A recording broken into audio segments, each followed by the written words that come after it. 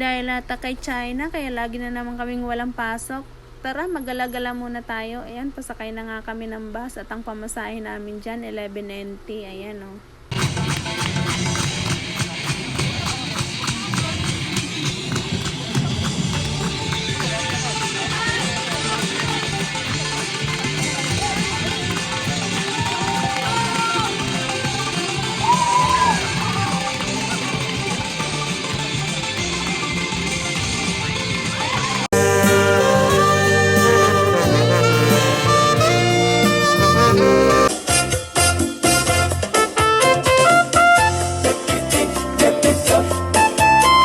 Yung mata namin busog na sa mga nakita sa daan, pero yung tiyan namin gutom na.